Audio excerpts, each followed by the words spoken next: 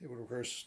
I had a small change of heart here with my method, so decided to do a flush cutting bit here. So the bearing is on top, no longer on the bottom.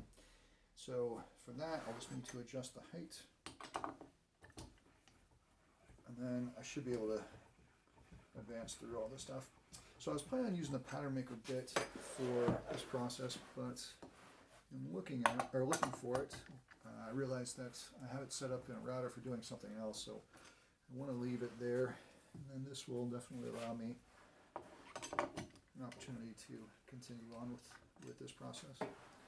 Alright, so the bearing is above this bottom layer, which is good, and it's not going to remove any material off of this top piece, which is the one we cut in the last video.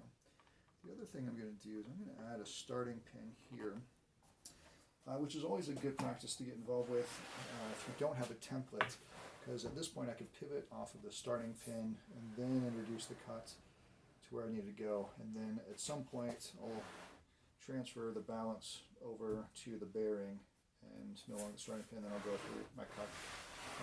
It's going to be more critical as I start the cut here, so I'll probably come in about, I don't know, an inch and a half or so to my cut, and then come back and really true this one up.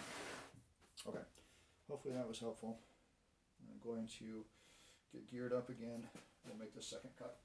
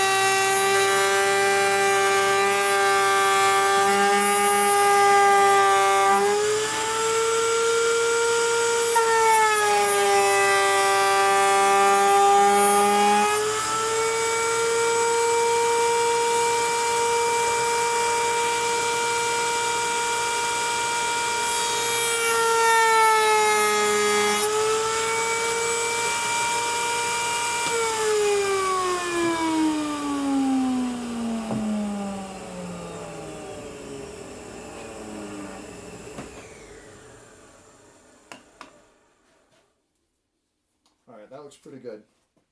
So what I'll do now is I'm going to add one more layer onto the bottom piece here. The same technique all the way across.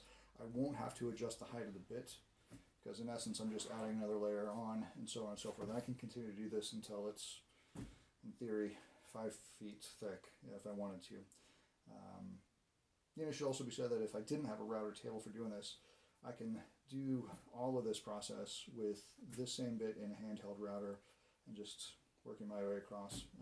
I just find the router table a little bit easier to deal with, larger area to support the work, and then I can also see what's happening with the cuts as I'm going. So, alright, I will check back with you when it's time to assemble this jig.